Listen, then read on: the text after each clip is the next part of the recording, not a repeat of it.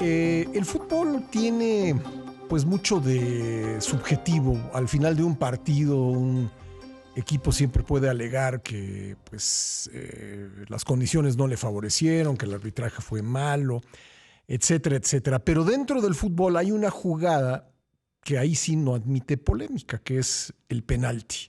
Y no me refiero a la decisión del árbitro de marcarlo, ahí sí, frecuentemente hay polémica. Me refiero a que cuando el tirador está frente al portero, pues si la mete o la falla, pues ahí sí no hay polémica posible. Si la mete, pues cumplió con una jugada que dicen los que saben tiene su chiste, pero es relativamente sencilla. El tirador tiene todas las ventajas sobre el portero.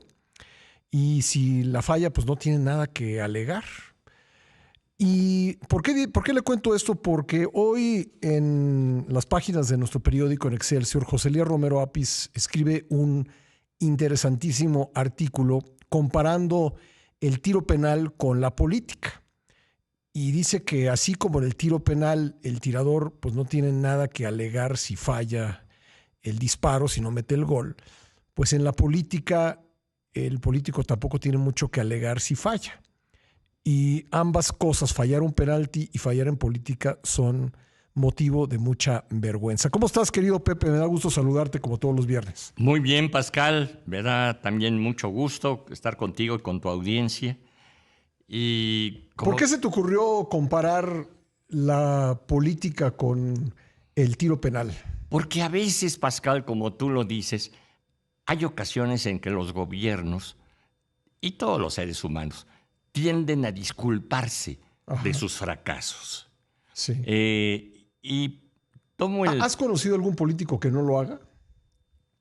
Bueno, he conocido políticos y hemos visto políticos que lo hacen como una práctica cotidiana, de diario. Sí. Algunos se quejan muy poco. Sí. A lo mejor una vez en el sexenio. Sí, pero hay otros que se quejan 6 veces cada día. Sí. Entonces, yo considero, como lo acabas de decir, que así como el penalti no tiene disculpa, sí se falla, no tiene manera de pedir perdón, etcétera, fallarlo es algo irremediable de culpa para el tirador. Y así sucede con los gobiernos, desde luego, en lo que el gobierno está obligado a cumplir. Claro. Hay cosas que son imposibles, claro, ¿verdad? Sí. Pero si me permites poner un ejemplo. Por favor. Para nuestro público y no entrar en complicaciones. Pensemos un poco en los baches, en los baches de las calles. Y aquí no estoy partidizando porque todos los partidos han tenido culpa en eso, en haber fallado. ¿A quién le echan la culpa? Los gobiernos de que no pueden arreglar las calles con los baches. Le pueden echar la culpa a los otros partidos. Ningún partido se opone a que los arreglen. Se lo pueden echar a los medios de comunicación. No hay medio que se oponga a eso. Se lo pueden echar al presidente de los Estados Unidos.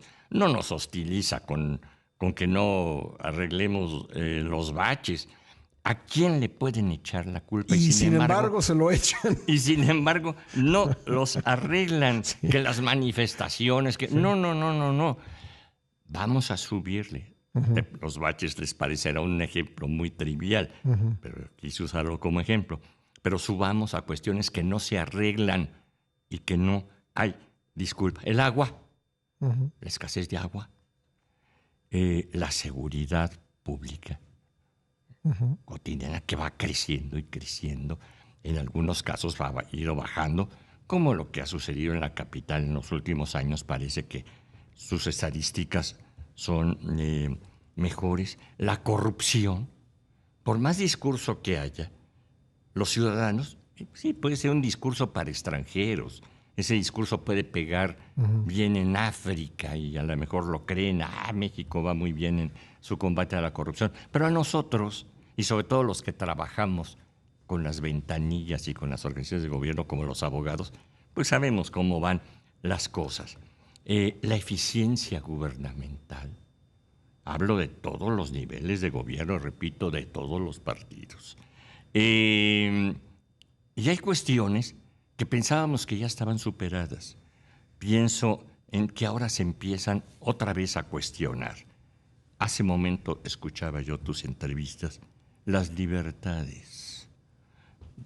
Mi generación, tu generación, fueron generaciones que trabajamos mucho por lograr la ampliación de las libertades en México. Y trabajamos mucho, a veces hasta arriesgamos la propia vida. Creíamos que ya estaba resuelto. Y ahora parece que hay indicios de que las libertades no están aseguradas del todo. Me alienta lo que te escuché también en alguna entrevista de hoy, que la presidenta Claudia Sheinbaum, que entiendo que en algún tiempo de su vida luchó también por las libertades, esté preocupada por lo que está sucediendo. Esperemos que se ponga de nuestro lado y que las libertades, ya no para nosotros, para los que vienen, sigan consolidándose, avanzando y siendo esto un mundo de libertades. La democracia otra vez está cuestionando, Pascal, y ya teníamos décadas en que sentíamos que ya habíamos avanzado en los asuntos de la democracia. Entonces, ya no estoy hablando de baches, ya estoy hablando de libertades, ya estoy hablando de democracia. A ver, vámonos a uno de los ejemplos que pusiste, el tema de la inseguridad, porque creo que es un buen ejemplo porque en nuestro país en años recientes, y todavía pues hasta la semana pasada podría yo decir, la falta de resultados, por lo menos los resultados que espera la ciudadanía, porque el actual gobierno dice que sí ha tenido resultados, pero yo creo que los ciudadanos no nos debemos conformar con una disminución de 20% en el número de homicidios, por ejemplo.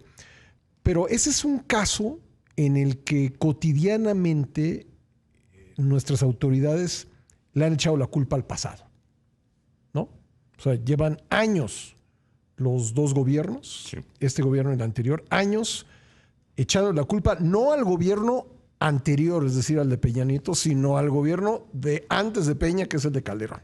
Sí. Constantemente nos dicen que por culpa de lo que se hizo en el gobierno de Calderón, ellos no pueden resolver la inseguridad. ¿Eso es como justificar la falla de un penalti? Exactamente.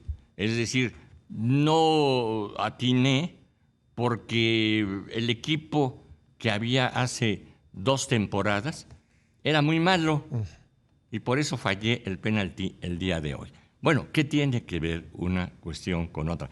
Repito, no estamos diciendo que la inseguridad la hayan creado los gobiernos recientes. No. Creo que nadie... Ni que ellos sean parte sí, de la gestora de la criminalidad. Pero además prometieron resolverlo, ¿no? Que no. En campaña prometieron resolverlo. Ya has dicho una cosa importantísima. La seguridad pública, la vida, no es un asunto de estadística. No, pues no. Y si vamos a hablar de estadísticas, entonces hablemos de estadísticas en serio. Si no hablemos de que se redujo 20%, hablemos de que en 20 años ha crecido 1000%, sí, 10 veces o 150 veces el homicidio en México. Sí, porque a ver, ¿qué le decimos a... Ayer asesinaron a 52 personas en este país. O sea, ¿qué le decimos a los familiares de esas 52 personas? Que se redujo 20%. Que vamos muy bien. Que vamos muy bien. ¿No? Que antes mataban 60 y ahora 50. Sí. Es decir, eso no soluciona.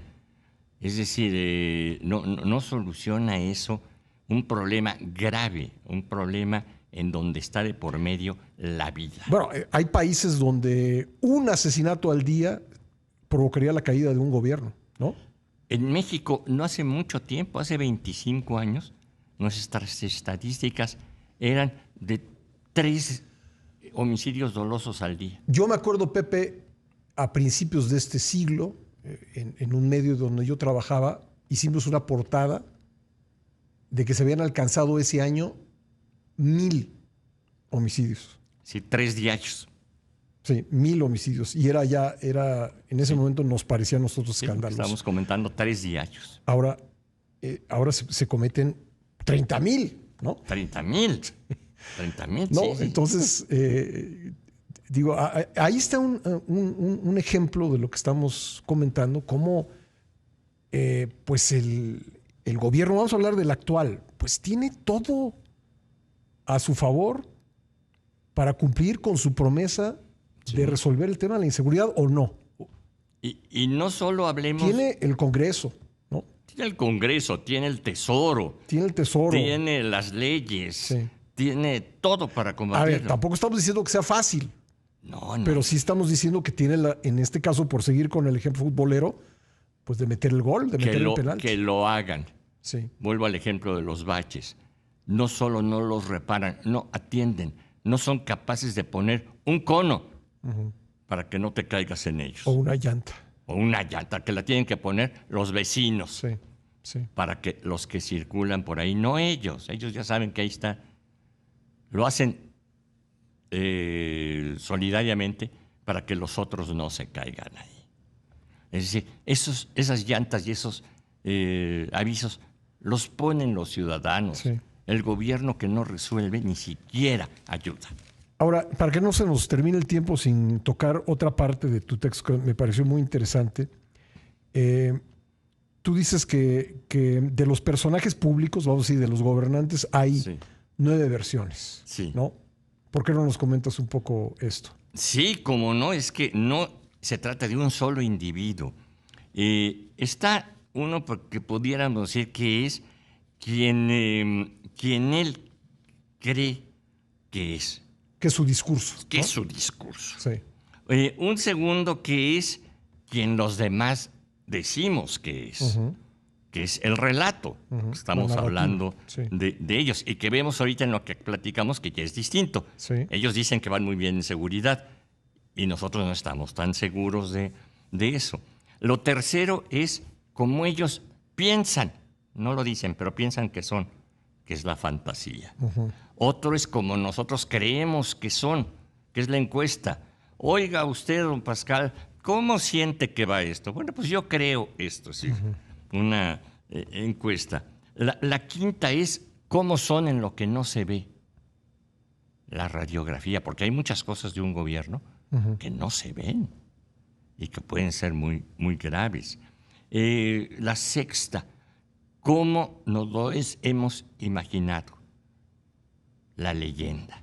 La séptima, cómo ellos y nosotros quisiéramos que fueran el ideal. La octava, cómo se ven, el retrato. Y la última, cómo son, el espejo. Esa imagen a la que todos le tenemos miedo, incluso los gobernantes tan poderosos. ¿Los gobernantes tapan los espejos? No les gustan los espejos, no les gusta verse.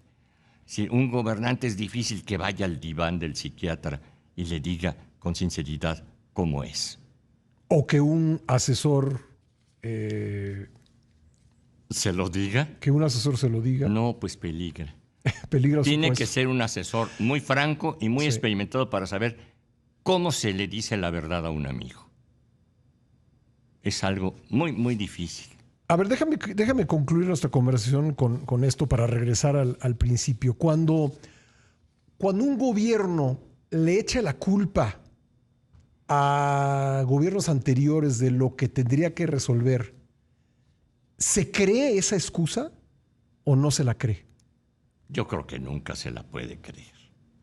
Yo creo que simplemente dice, hay que decir algo para justificarnos. Hay que echarle, a ver a quién le echamos la culpa de que fallamos el penalti.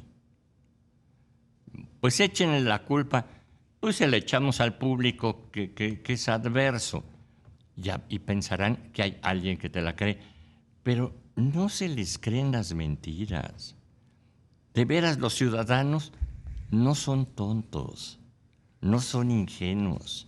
Y mucho menos en un país como México, tan desconfiado de sus gobiernos, no es fácil engañarlos. ¿Y los gobernantes saben eso? ¿Que la gente no les cree? No. Piensan que los pueden engañar varias veces al día Bueno. con sus discursos. Pues ahí está, fallar el penalti. Le recomiendo mucho el artículo de José L. Romero Apis hoy en las páginas de Excelsior. Gracias, Pepe. Muchas gracias y muy buen fin de semana para todos. Igualmente, José L. Romero Apis.